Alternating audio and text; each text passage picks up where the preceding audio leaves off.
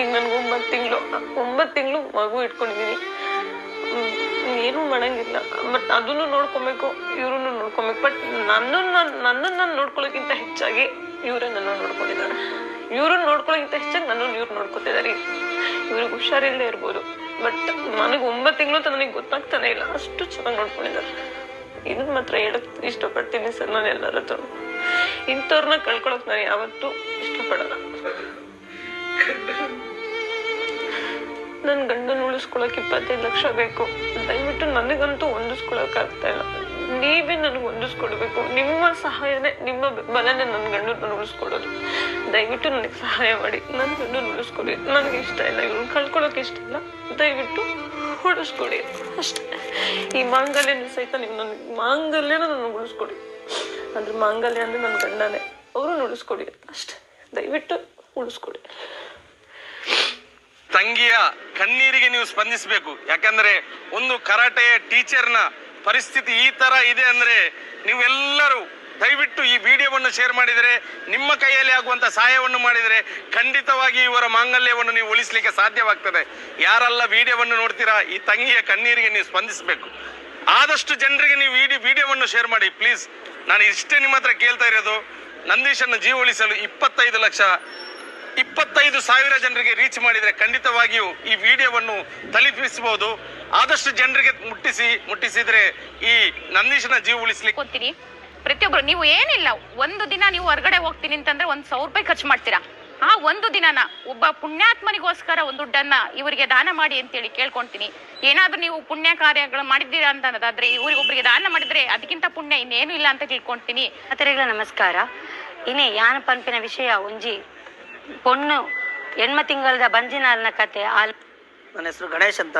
ನಾನು ಬೇಲೂರು ತಾಲೂಕಿನ ಪತ್ರಕರ್ತರ ಸಂಘದ ಖಜಾಂಚಿಯಾಗಿ ಹಾಗೂ ಪತ್ರಕರ್ತನಾಗಿ ಸುಮಾರು 15 ವರ್ಷಗಳಿಂದ ಕೆಲಸ ಮಾಡ್ತಿದ್ದೀನಿ. ಈ ನಂದೀಶ್ ನನಗೆ ಪರಿಚಯ ಆದಂಥ ಸಂದರ್ಭದಲ್ಲಿ ಸುಮಾರು 12 ವರ್ಷಗಳ ಹಿಂದೆ ನನಗೆ ಸ್ನೇಹಿತನಾಗಿ ಪರಿಚಯ ಆದ.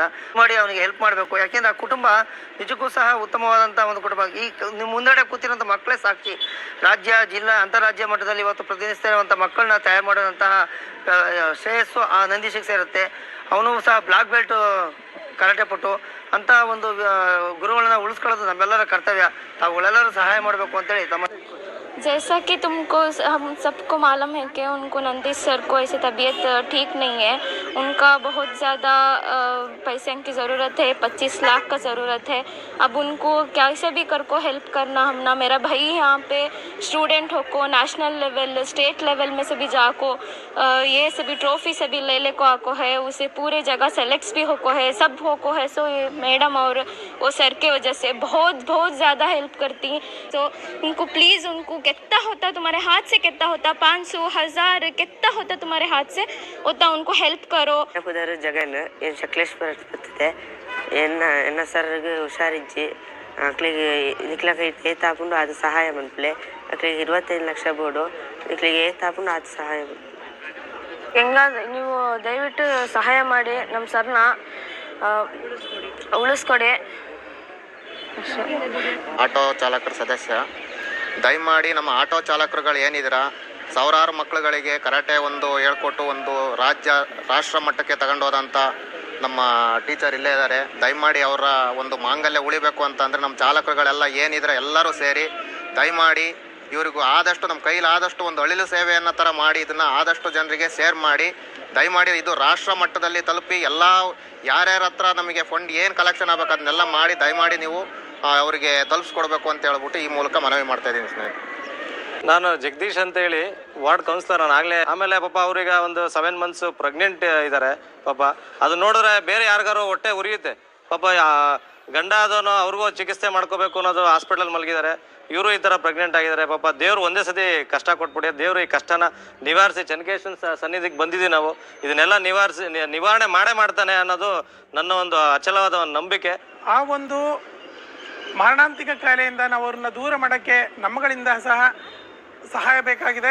ನಾನು ಈ ಊರಿನ ಜನತೆಯ ಪರವಾಗಿ ಅವ್ರಿಗೆ ಸೇವೆ ಮಾಡೋಕ್ಕೆ ತಮ್ಮಲ್ಲಿ ಕಳಕಳಿಯಿಂದ ಕೇಳ್ಕೊತಾ ಇದ್ದೀನಿ. ರಶ್ಮಿತ್ ಅಂತ, ನಮ್ಮ ಸರ್ ಹುಷಾರಿಲ್ಲ, ಜಾಸ್ತಿ ದಿನ ಆಗಿದೆ. ಅವರು ಜೀವ ಉಳಿಸಿಕೊಡಿ ಪ್ಲೀಸ್. ನಮಸ್ತೆ, ನಾನು ಶ್ರುತಿ ದಯಾನಂದ್ ಮಾತಾಡ್ತಾ ಇರೋದು. ನಮ್ಮ ಸೆನ್ಸಾಯಿ ಮೇಡಮ್ ಹಸ್ಬೆಂಡು ತುಂಬ ಹುಷಾರಿಲ್ದಲೆ ಹಾಸ್ಪಿಟ್ಲಲ್ಲಿದ್ದಾರೆ. ನಮ್ಮ ಹಸ್ಬೆಂಡ್ ಆರ್ಮಿಲಿರೋದು, ಅವರಲ್ಲಿ ದೇಶ ಕಾಯ್ತಾ ಇದ್ರೆ ಇವರಿಲ್ಲಿ ಹೆಣ್ಮಕ್ಳಿಗೆ ಯಾವ ಥರ ಪ್ರೊಟೆಕ್ಷನ್ ಇರಬೇಕು, ಯಾವ ಥರ ಅವ್ರನ್ನ ಅವ್ರು ಸೇವ್ ಮಾಡ್ಕೋಬೇಕು ಅಂತ ಕರಾಟೆಲಿ ಹೇಳ್ಕೊಡ್ತಾರೆ.